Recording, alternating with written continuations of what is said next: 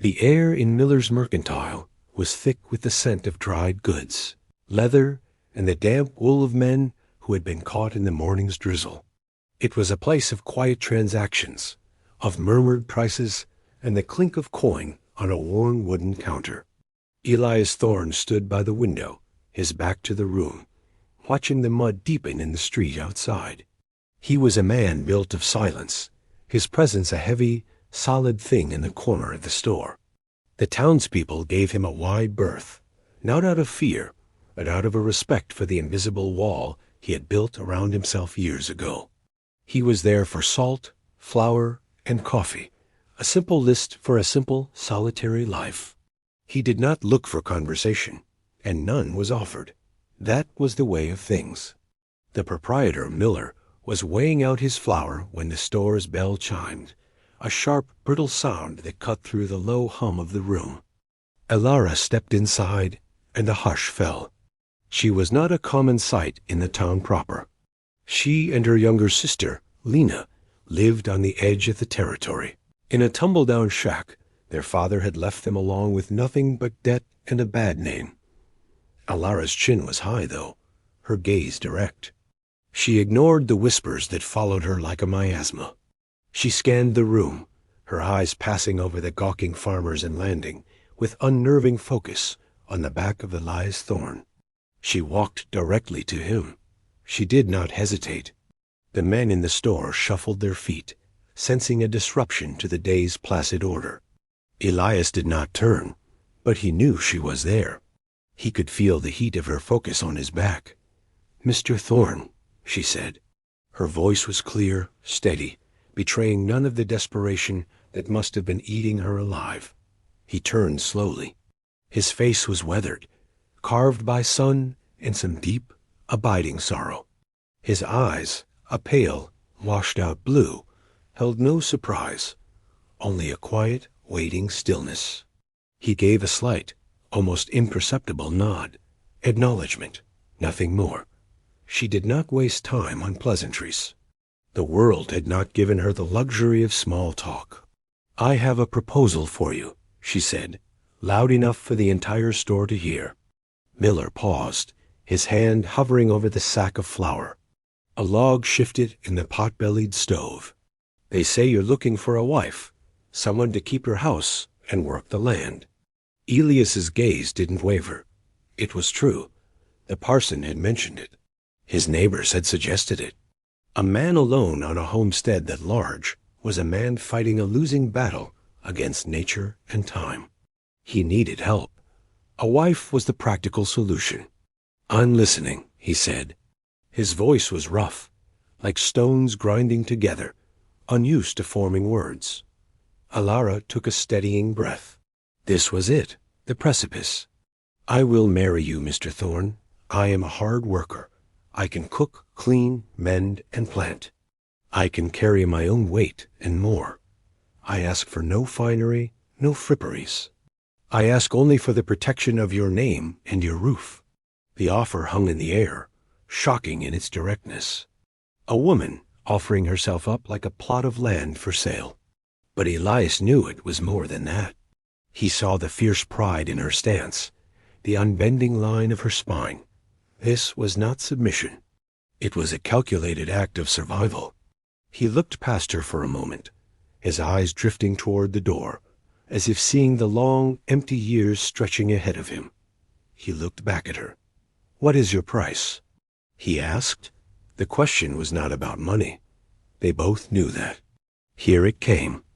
The part that would either save her or see her laughed out of town. "My price," she said, her voice dropping but losing none of its intensity, "is that you must take my sister too, Lena. She comes with me. Wherever I go, she goes. She will not be a burden. I will care for her. She will have her own keep. But she must have a safe place to lay her head. That is my only term." The silence that followed was absolute. Miller stared, his mouth agape. A farmer in the corner slowly shook his head, a look of disbelief on his face. Take the sister? The quiet one? The one some said was simple, or worse, haunted? Elias looked at Elara, truly looked at her. He saw the exhaustion she tried so hard to hide. He saw the steel forged in the fire of some terrible hardship. He saw a mirror of his own will to endure, to simply keep standing when the world tried to knock you down. He saw a protector, just like him. He thought of his quiet house, the empty chair, the silence that wasn't peaceful, but dead. He thought of the two of them, a pair of stray dogs fending for themselves at the edge of the world. He gave another one of his small, sharp nods. "Get your things," he said, turning back to the counter. "Miller, add 2 more of everything to my order." He did not look at her again. He didn't need to. The deal was done. The town was shocked. But for Elias and Elara, it was just the first word in a story that would be written not in ink, but in sweat, silence, and blood. The journey to his homestead was made without a word. Elias led the buckboard, his shoulders set against the wind that swept down from the high plains. In the back, Elara sat ramrod straight, a faded carpet-bag at her feet. Beside her, Lena was a small, hunched thing, her face hidden in the folds of a threadbare shawl. She clutched a faceless doll made of corn husks and scrap linen, its body worn smooth by years of anxious hands. The homestead was just as he was, stark, strong, and solitary.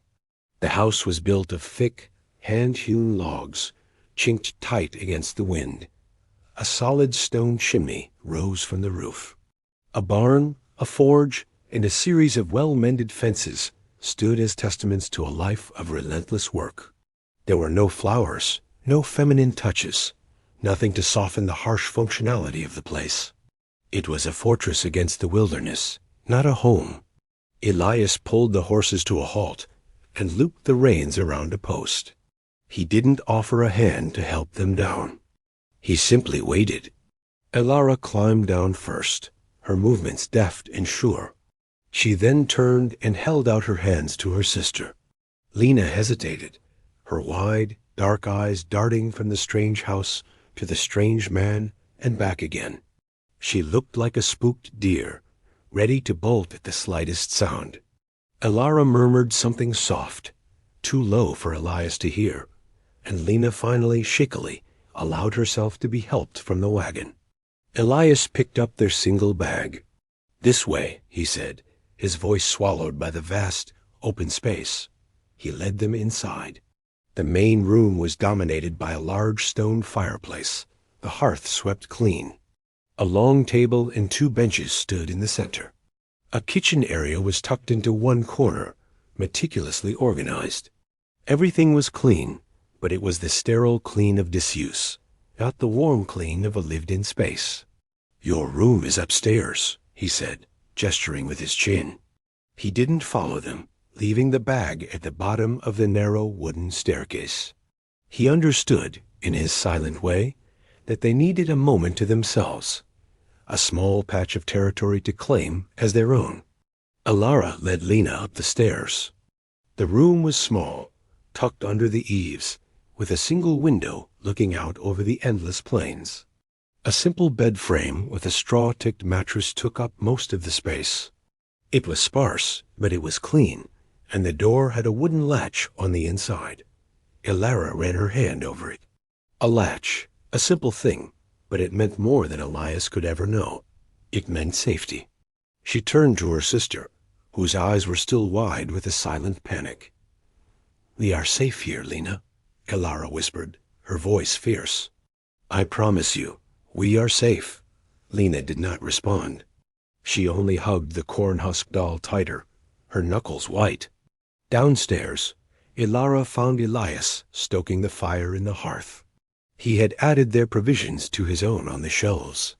He worked with an economy of motion, each movement with purpose. She stood there for a moment, an intruder in his world of silence. "I will start dinner," she said. It was not a question. It was a statement of her role, the beginning of her side of the bargain. He nodded, moving aside to give her space. The silence between them was not awkward. It was a shared language.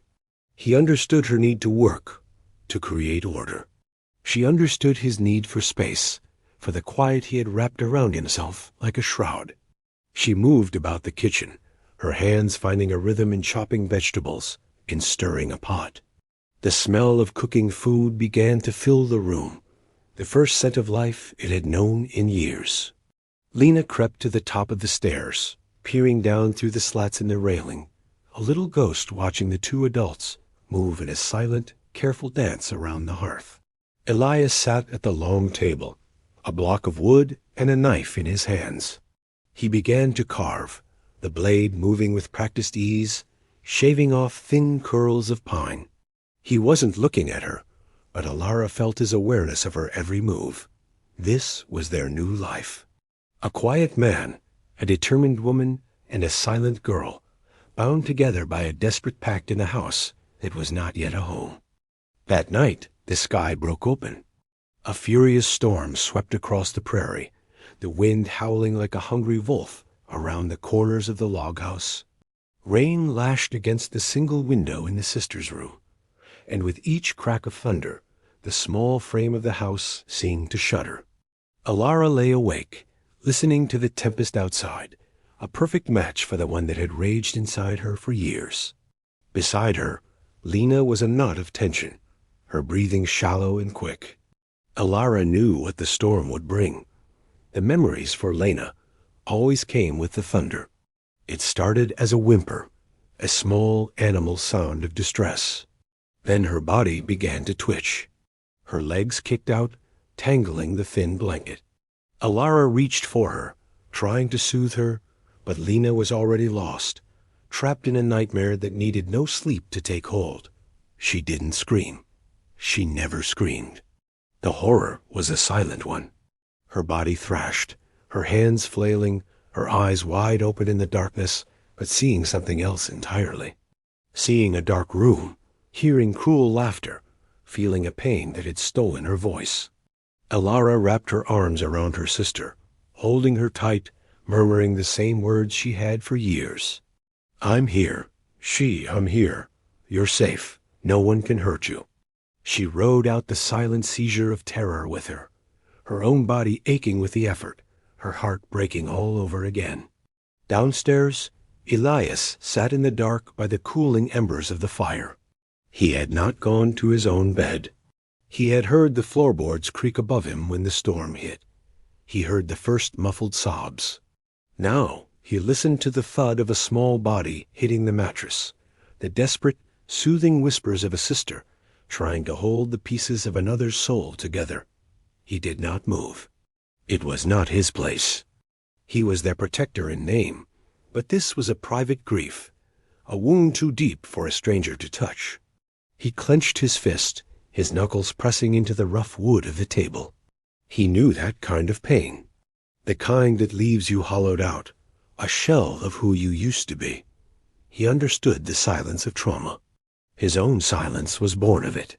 He sat there for a long time, long after the sounds from upstairs had faded into the whimpering breaths of exhausted sleep, long after the storm had grumbled its way east.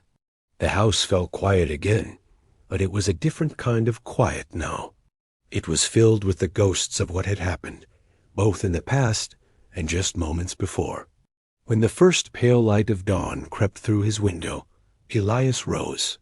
He went not to the kitchen to make coffee, but to his workshop, the small forge, where he beat metal and sorrow into useful shapes. He found a small, smooth piece of pine wood he'd been saving. His hands, usually busy with the brute force of hammers and tongs, moved with a delicate precision. He worked as the sun came up, the only sound the soft scrape of his knife against the wood. When he was finished, he walked to the main house and up the stairs, his steps light. He stopped outside their door. He could hear the soft, even breathing of sleep inside. He did not knock. He simply knelt and placed his creation on the floorboards just outside their door. A small, intricately carved bird, its wings half spread as if about to take flight. It was a simple, silent offering, a piece of peace, a promise carved in wood that in this house they might one day find a perch, a place to finally land. He went back downstairs, built up the fire, and put the coffee on to boil. His morning ritual, a return to the familiar. But something had shifted in the night. He had borne witness to their pain, and in his own silent way had offered comfort. The walls of his fortress had just allowed the smallest of vines to take root. The days bled into one another, falling into a rhythm dictated by the sun and the seasons. It was a life of work, hard and unceasing. Elara rose before dawn, her first task to build up the fire Elias had started. The smell of coffee and frying bacon soon filled the house, a domestic scent that was slowly, painstakingly, chasing away the ghosts of disuse. She learned the landscape of the homestead, the creak of each floorboard, the way the wind whispered through the eaves. She scrubbed the floors, patched Elias's work shirts with neat, tiny stitches, and started a small kitchen garden in a patch of earth she'd tilled herself, her hands raw but her spirit resolute. She was fulfilling her part of the bargain with a quiet, ferocious dedication. Elias, in turn, worked his own domain. The ring of his hammer on the anvil at the forge was the homestead's heartbeat, a steady, rhythmic clang that measured the passing of the hours.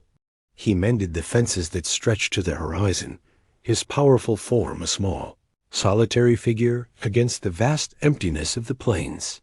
He worked with a deep, settled focus, as if the physical labor could somehow mend the broken parts inside him. They orbited each other in a world of shared silence. Their conversations were spare, functional. The well pump is sticking. I'll look at it. We're low on flour. I'll go to town Saturday. Yet, in the quiet spaces between these words, something else was being said. A glance across the dinner table, a shared look at the setting sun, the simple act of him leaving a bucket of fresh water by the door for her each morning. It was a language of gestures, of consideration, of a slowly dawning respect. Lena remained their silent shadow.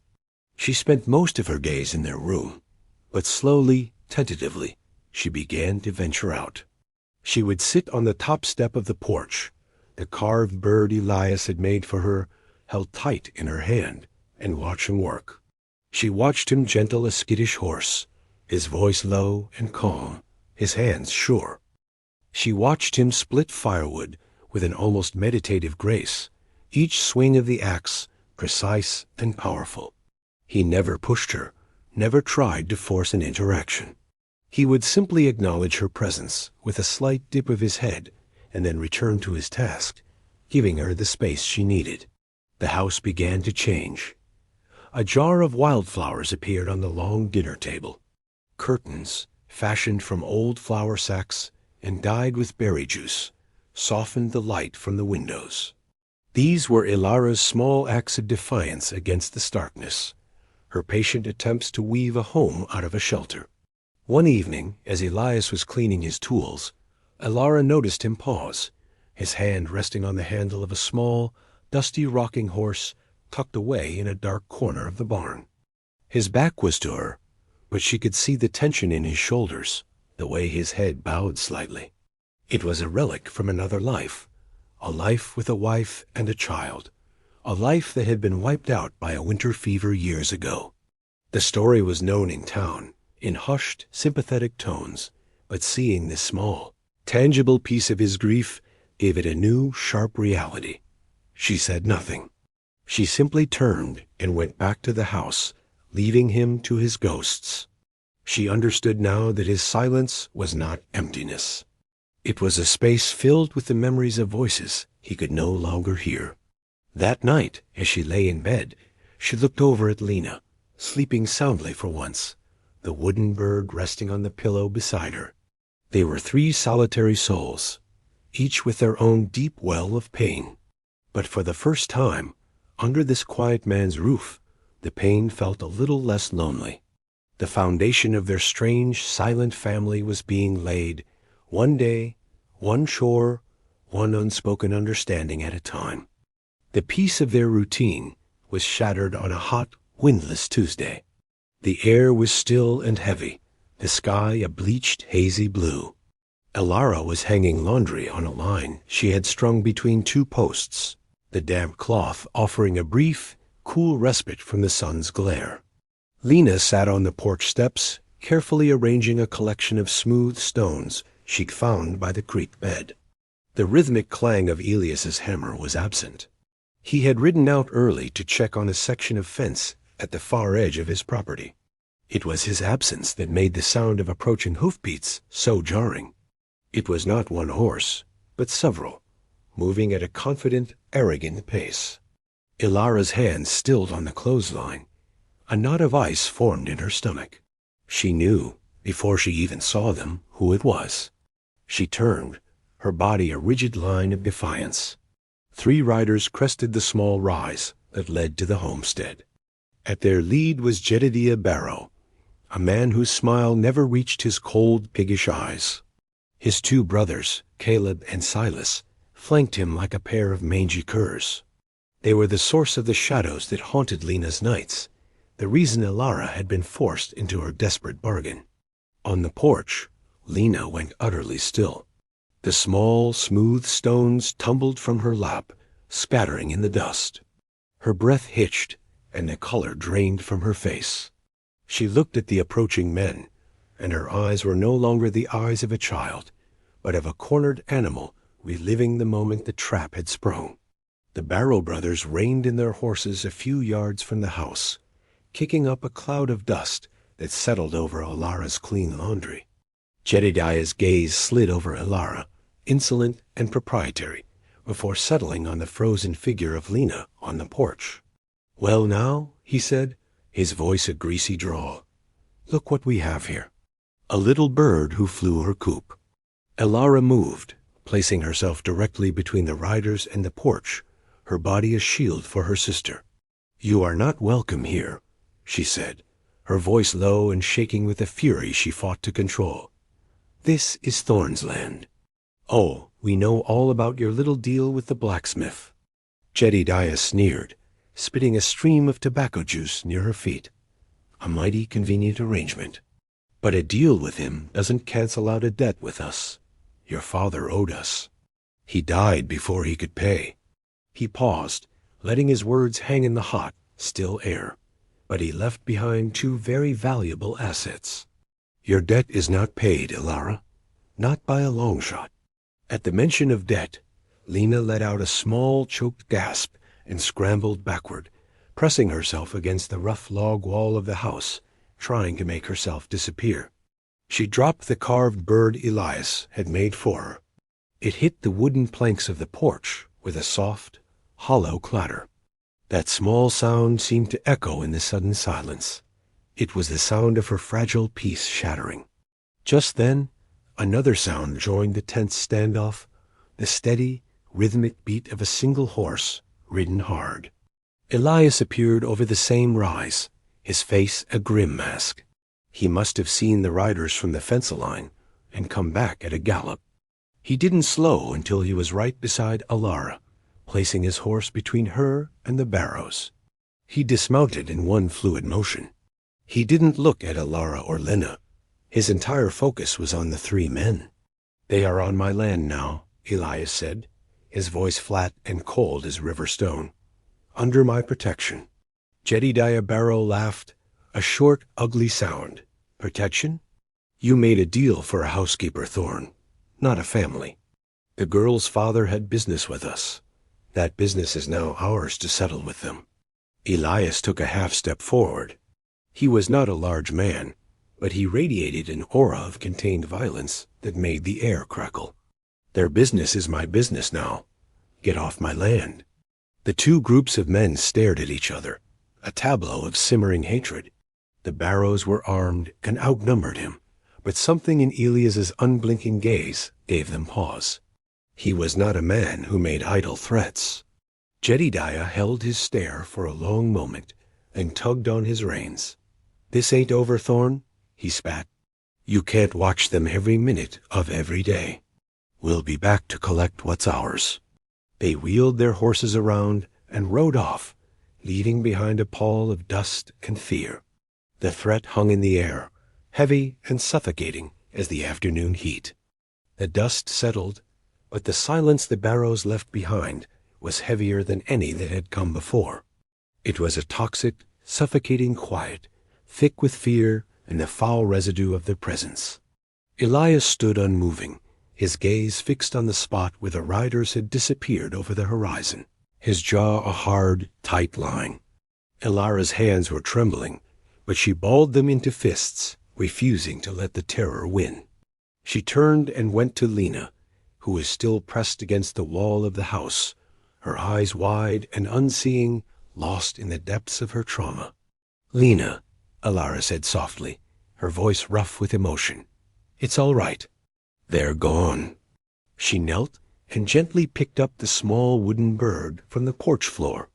One of its delicate wings had splintered when it fell. She pressed the broken totem into her sister's cold, unresponsive hand.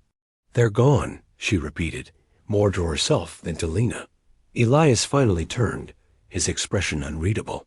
His gaze fell on the broken bird in Lena's hand, then moved to Elara's pale, resolute face. He saw the tremor she was trying so hard to hide. He saw the fierce, protective fire in her eyes, a fire that matched his own. He walked over to the water pump, worked the handle with several sharp, angry jerks, and splashed cold water on his face. He dried it on his sleeve, the simple physical act a way to ground himself. He still hadn't spoken. Elara watched him, waiting. The old silence, the comfortable one born of mutual respect and solitude, was gone. This new silence needed to be broken.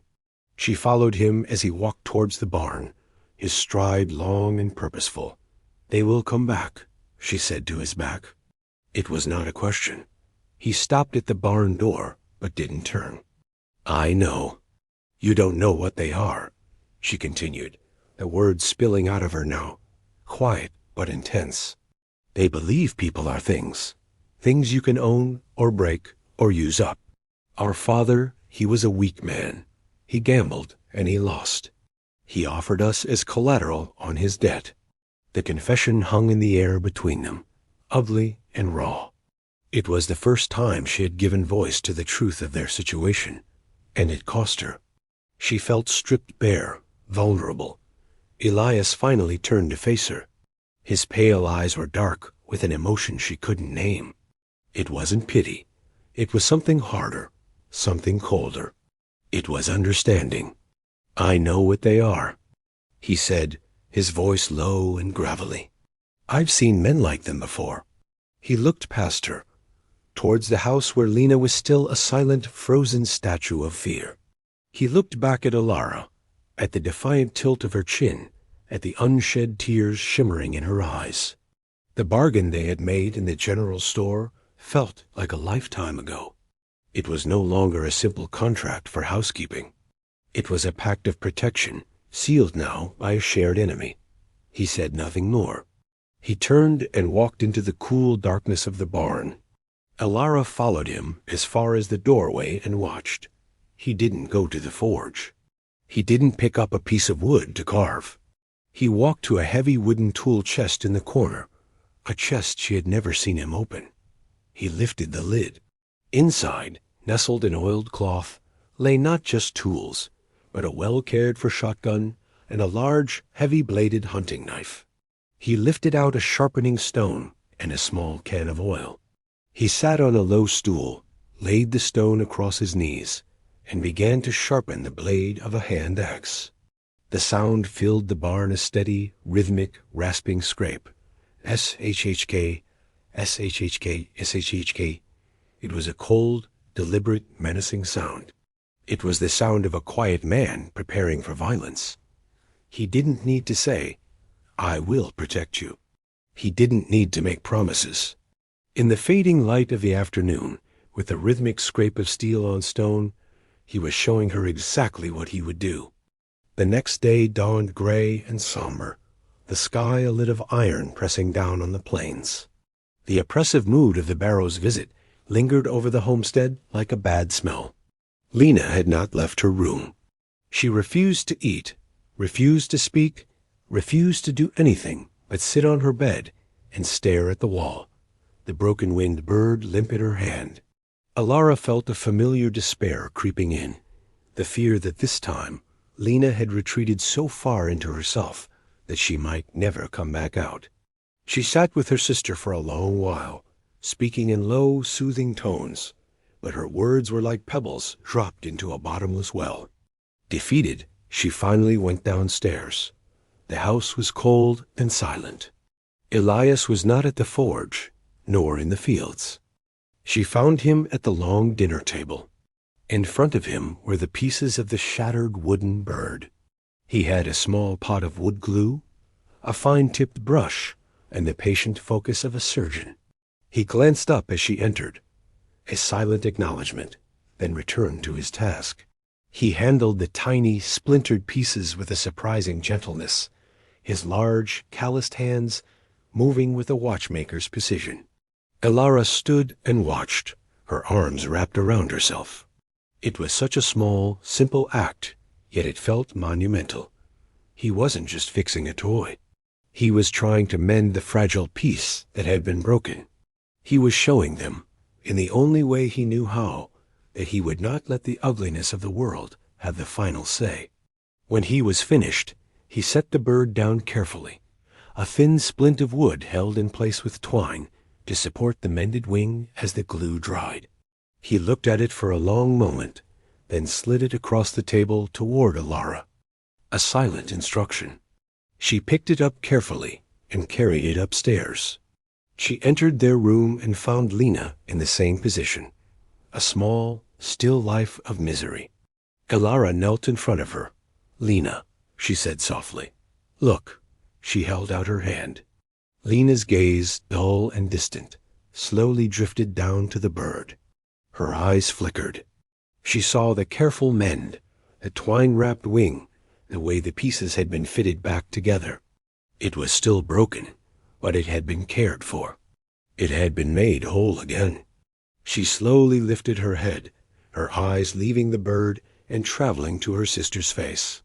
And then, for the first time since the Barrows had ridden away, she moved.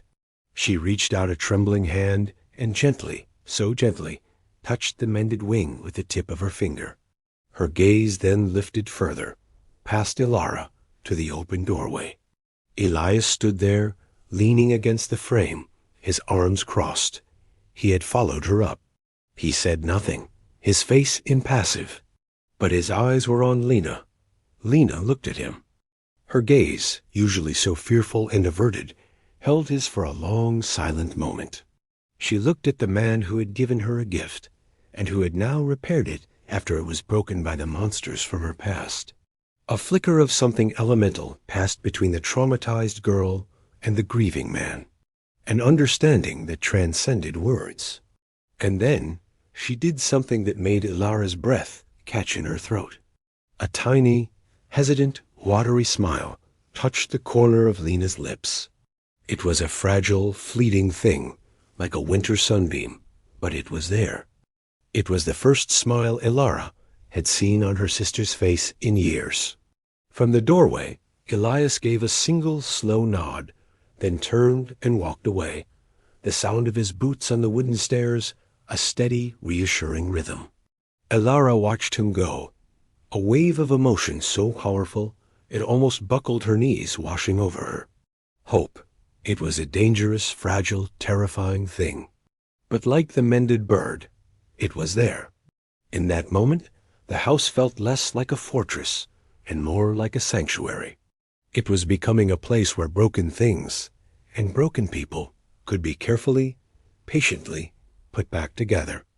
The heat of summer finally broke, yielding to the crisp, golden days of autumn.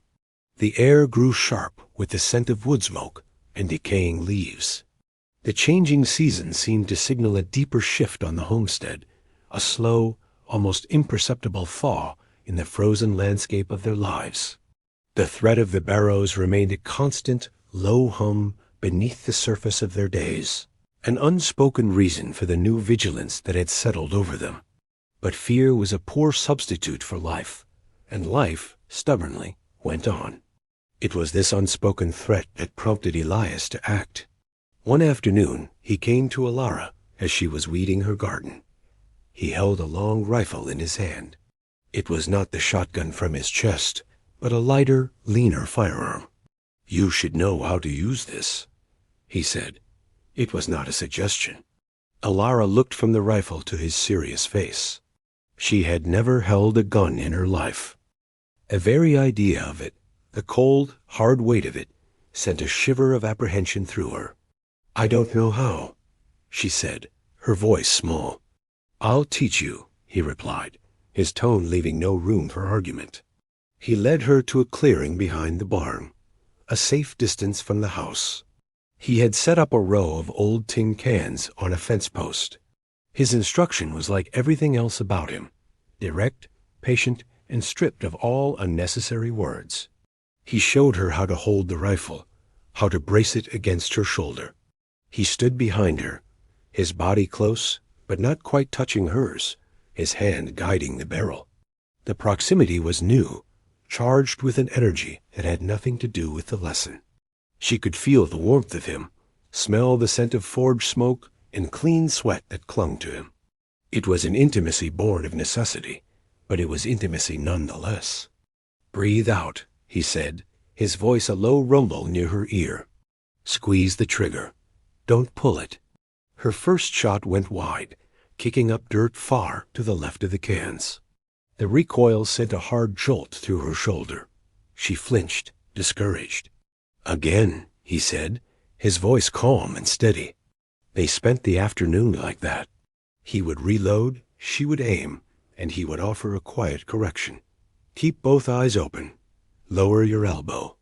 Slowly, her shots grew steadier. Finally, a sharp ping rang through the air as one of the cans flew off the fence post. A small, involuntary smile touched her lips. She looked back at him, and he gave her that rare, small nod of approval. They were no longer just a man and a woman bound by a contract. They were partners, preparing for a shared battle. Later that week, as a cold front moved in, they sat by the fire, the wind whistling outside. Lena was asleep upstairs, the house quiet. The silence between them was comfortable now, familiar. It was Elias who broke it. "I had a daughter," he said, his voice quiet, his gaze fixed on the dancing flames. "Her name was Sarah." Elara froze, her hands still in her lap. He had never spoken of this, not once. "She would have been about Lena's age," he continued, his voice thick with a grief that time had not erased. "She loved horses, and the rocking horse in the barn. I made it for her 5th birthday." He fell silent, but the story hung in the air, filling the room with its immense weight. The fever had taken both his wife, Mary, and his daughter in the space of a single week. It had hollowed him out, leaving him with nothing but the homestead and a silence that had stretched for years. Elara didn't offer empty platitudes or condolences. She knew that words were useless against a pain that vast. Instead, she simply sat with him in the quiet, sharing the weight of his sorrow. She understood now that his protection of her and Lena was not just about honor or a deal. It was about a man who had lost everything he loved, who had found a new purpose in protecting two strangers who had washed up on the shores of his lonely life. He wasn't trying to replace what he had lost. He was trying to honor their memory by defending the life that was now in front of him. The seasons were turning, and so were they. The arrangement made in the Mercantile was a distant memory. This was something else entirely. It was a bond forged in shared silence, cemented by a common threat, and now deepened by the sharing of a sacred secret pain. The Barrows chose a day when the sky was the color of a fresh bruise, heavy and dark with the promise of a coming winter storm. The wind had a vicious bite to it, tearing the last stubborn leaves from the cottonwood trees. Elias was in the forge, the rhythmic clang of his hammer, a defiant sound against the wind's howl. He was shoeing his horse, a task that required his full attention. Elara was inside, kneading bread, while Lena sat by the fire, tracing patterns on the hearth with a piece of charcoal. The first sign of trouble was the sudden agitated whinny of the horse from the forge. Elias stilled, his head lifting, listening. Then came the sound he had been expecting for months, the thud of multiple hooves on the hard, cold earth. This time, there were more of them. Jedediah Barrow had brought not just his 2 brothers, but 4 other grin-faced men, a small, ragged army intent on violence. They fanned out, surrounding the small homestead, their intentions clear. Inside, Elara heard the horses. She saw the look on Lena's face, the familiar terror dawning. "Lena," she said, her voice sharp but steady, "upstairs, under the bed. Do not come out until I or Elias come for you. Do you understand?" Lena, for once, did not freeze. She nodded, her eyes wide, and scrambled up the stairs, the discipline of fear giving her speed. Elara ran to the wall, where the rifle Elias had taught her to use was resting. Her hands were shaking as she took it down, but her resolve was firm. She checked the load, just as he had shown her. She was no longer just a housekeeper. She was a defender of her home. Elias emerged from the forge, a heavy blacksmith's hammer in his hand. He didn't run. He walked with a calm, deliberate stride into the open space between the house and the riders, placing himself at the center of the threat. His face was a granite mask of cold fury. "Jedediah," he said, his voice carrying easily over the wind, "I told you to stay off my land." Jedediah Barrow laughed, a harsh, grating sound. "And I told you, Thorne, that we'd be back to collect what's ours." His eyes flicked to the house. "We know you're in there, Elara. Send her out, Thorne, and we might just let you live." Elias's gaze was flat and deadly. He remembered what Elara had told him, the words that had burned into his mind. "They think people are things you can own." He made those words his own. "She's not a thing to claim," he said, his voice low and dangerous. "And this is the last time you'll set foot here." "Brave words for a man alone," Silas Barrow sneered, drawing his pistol. The other men followed suit, the metallic clicks of hammers being cocked a series of sharp final sounds. A tense silence fell, broken only by the keening of the wind. It was a standoff, a moment stretched taut with the promise of bloodshed. Elias stood his ground, the heavy hammer held loosely in his hand. He was outnumbered, outgunned. But he was not alone. From the window of the main room, Elara rested the barrel of the rifle on the sill, just as he taught her. She lined up her shot, her heart pounding against her ribs like a trapped bird. She wasn't aiming to kill, she was aiming to help, to fight alongside him. The deal was for a roof and protection. But what had grown between them was a loyalty that went far beyond any contract. They were a family forged in crisis, and they would stand or fall together. The wind howled, whipping dust and leaves into a frenzy, a mirror of the violence about to be unleashed. Jedediah raised his hand, a signal to his men. The time for talk was over. The world exploded into chaos. Jedediah's hand dropped, and his men spurred their horses forward, a wave of malice and brute force surging toward the lone figure in the yard. But Elias did not wait to be overwhelmed. He moved with a speed that belied his solid frame, a blur of deadly purpose. He threw the heavy blacksmith's hammer with devastating accuracy. It spun through the air and caught Silas Barrow square in the chest, knocking him from his saddle with a sickening crack of bone. The man hit the ground and didn't move. One down. Before the others could react to the sudden, brutal violence, Elias had already drawn the large hunting knife from his belt. A rider bore down on him, pistol aimed, but Elias was too close, too fast. He lunged under the horse's neck, grabbing the man's gun arm and pulling him down. The knife flashed once, a swift, terrible arc. The man screamed and fell, clutching a ruined shoulder. Two down. The fight was a maelstrom of desperate close-quarters combat.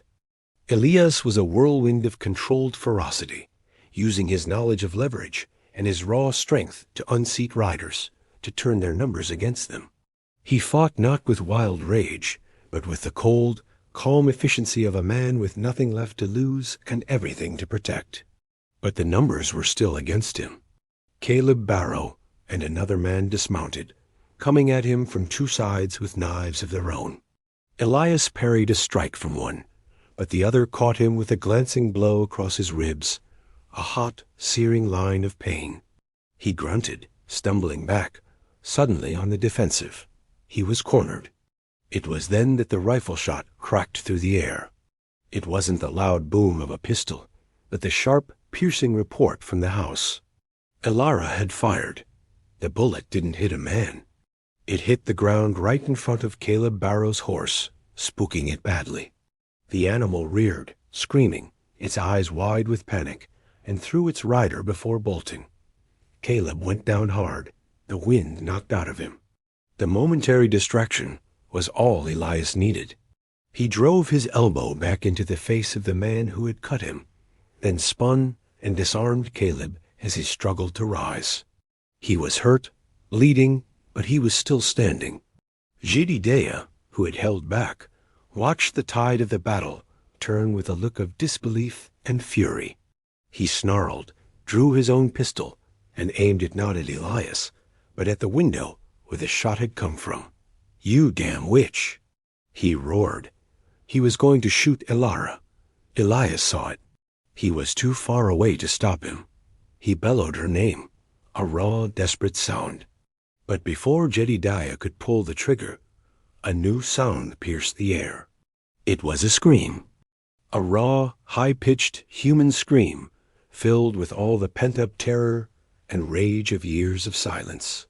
From the porch of the house, Lena stood, her small body trembling, her face contorted.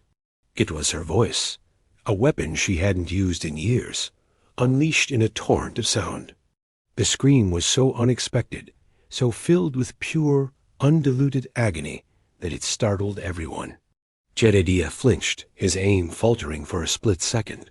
That second was an eternity. Elias launched himself forward, closing the distance with 3 long strides.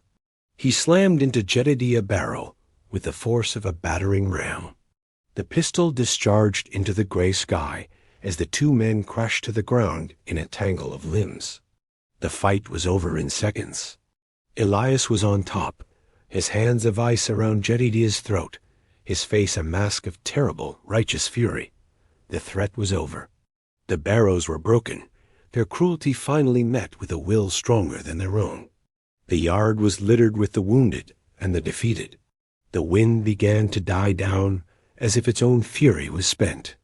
And in the sudden, ringing silence, Elias, Elara, and Lena were all that remained standing.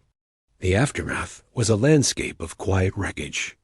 The wounded Barrows, those who could, dragged themselves and their brothers onto their remaining horses and fled, leaving trails of blood in the dust. They would not be back. The fight had been beaten out of them, their vicious confidence shattered against the unyielding rock of the Thorne homestead. The wind died completely, leaving a cold, heavy silence in its wake. Elias stood in the center of the yard, breathing heavily, his hand pressed against the bleeding gash on his side. His shirt was torn and stained dark with blood, but he stood tall, a weary guardian surveying his territory. Elara emerged from the house, the rifle held loosely at her side. Her face was pale, her knuckles white, but her eyes were clear and steady. She walked directly to him, her gaze flicking down to his wound. She reached out, her hand hesitating for a moment before she gently touched the torn fabric of his shirt. He looked at her, his pale eyes dark with a mix of exhaustion, pain, and something else, something raw and deeply vulnerable. A conversation passed between them in that one look, a conversation of shared fear, of shared victory, of a bond sealed in violence. Then a small sound from the porch broke the spell. Elara. The voice was thin, reedy, and rough from disuse, like a rusty hinge being forced open for the first time in years. But it was unmistakable. Both of them turned. Lena stood on the porch, her arms wrapped around herself, her face streaked with tears. But she was standing, and she had spoken.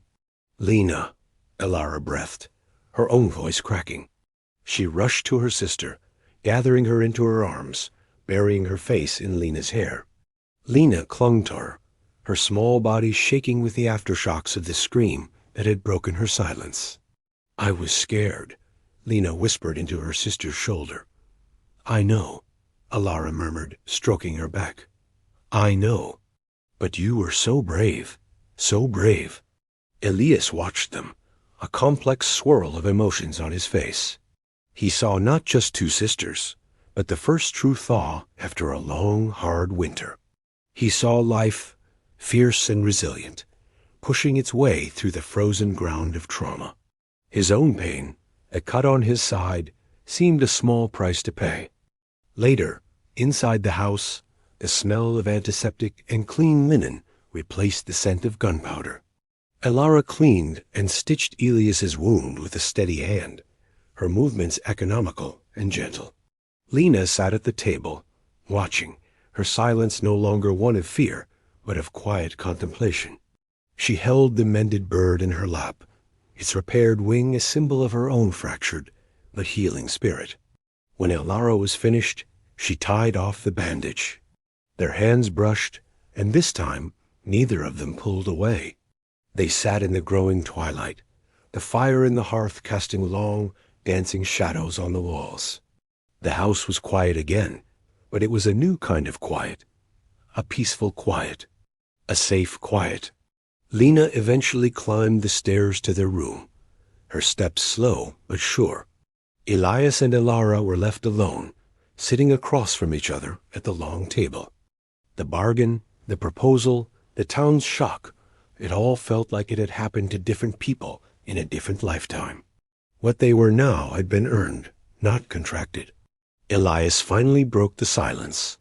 He looked at her, his gaze direct and stripped of all its former walls.